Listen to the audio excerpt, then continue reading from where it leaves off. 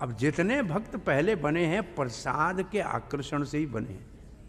Sunday को आते थे, रसगुल्ला मिलता था, पूरी मिलती थी, वो तो खाने के बाद पूछते थे आप रोज ऐसे खाते हैं? बोला ऐसे ही भगवान को भोग लगता है, ऐसे ही माल आता है। बोला फिर बाहर धक्का क्यों खाने जाए, इधर ही माल मिल रहा है। हाँ? तो फिर परेशान तो भोजन के लिए सारी दुनिया है, यहाँ तो भोजन तो अपरिमित मात्रा में मिल रहा है, कभी कमी नहीं हो रही है उसमें। तो ये हुआ भावुकता से भक्त बना। और अभी कहीं किसी टेम्पल प्रेसिडेंट ने कड़ा नेम बना दिया कि मंगल आरती नहीं आएगा, उसको सब्जी नहीं मिलेगी, और तुलसी पूजा तक नहीं पहुंचा तो दाल नहीं मिलेगी तो बाकी केवल चावल ही मिलेगा, तो फिर तो भाग जाएगा। तिरुपति मंदिर का ऐसा नेम है, जो किसी एक प्रोग्राम में नहीं आया तो एक आइटम कम होता है। तो आरंभिक दिन में बड़े से बड़ा फीस्ट खिचड़ी हुआ करता था, और उसके साथ पापड़ मिल गया तो बड़ा फीस्ट है। हाँ? आचार हुआ तो इतना इतना आचार और खिचड़ी कुछ, लेकिन था सब शुद्ध घी में। भक्त गरीब थे, प्रसाद बहुत रिच था, मक्खन में बनता। अब भक्त रिच हैं, प्रसाद पुअर।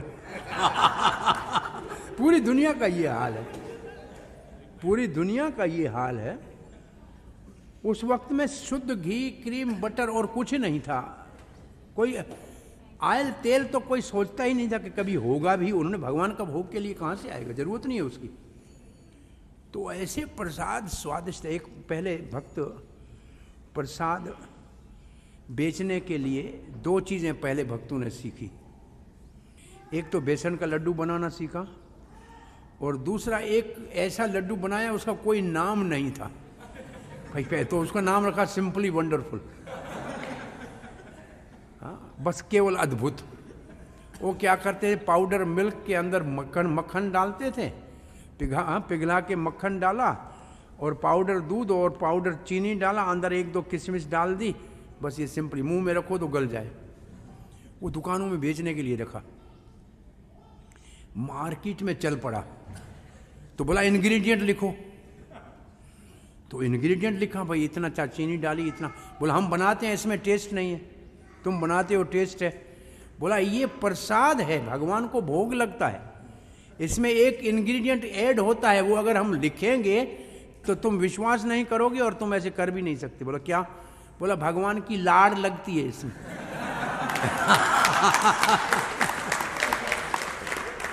वो जो इंग्रेडिएंट है असल में ये टेस्ट उसकी है।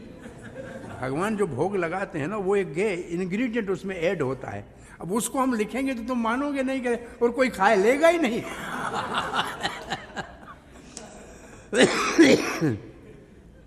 तो ये प्रसाद बहुत अद्भुत प्रसाद की भावुकता से एक भक्त मेरे को सच मिला, पर क्या करोगे? बोला मैं एक दिन तो गुरु बनूंगा, लोग मुझे माला डालने आएंगे ना, मैं बोलूँगा फूलों की नहीं डालो, गुलाब जामुन रसगुल्ले की डालो, कम से कम एक एक करके खाता रहूंगा।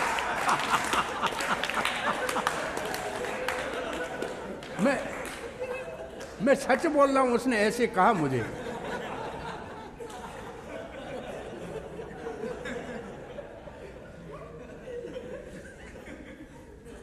अब दो बातें इस रसगुल्ले के ऊपर याद आती हैं।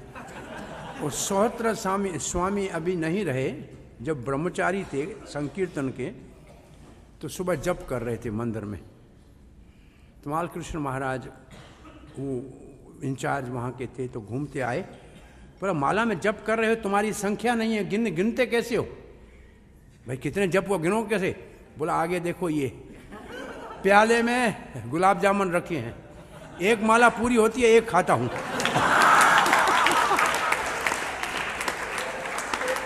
16 गुलाब जामुन रखे हैं, देख लो पूरे, गिन लो कितने हो गए। बोला 9 हो। बोला 7 माला बाकी है। और उसके बाद कहा कि ये रस का क्या करोगे? बोला इसके बाद ये रस पीऊंगा, ये गुलाब जामुन का रस पीऊंगा। तो तमाल कृष्ण महाराज ने कहा ये सुबह मंगल आरती में 16 माला 16 रसगुल्ले से करता है, फिर रस पीता है, ये तो सो जाएगा। बोला आज भागवत क्लास आपको देना है।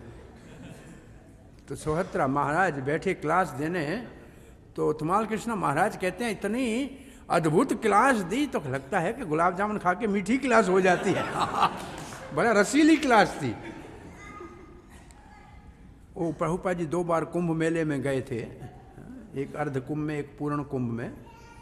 तो विदेशी भक्त को किसी मायावादी ने पकड़ लिया कि आओ आपको ब्रह्म दिखाऊंगा। बोला ब्रह्म में क्या होगा? बोला ब्रह्म में लाइट होगी। बोला रसगुल्ला होगा? बोला रसगुल्ला उधर क्या करेगा, वहां तो आनंद ही आनंद। बोला रसगुल्ले वाला आनंद है तो बताओ, नहीं तो चलो।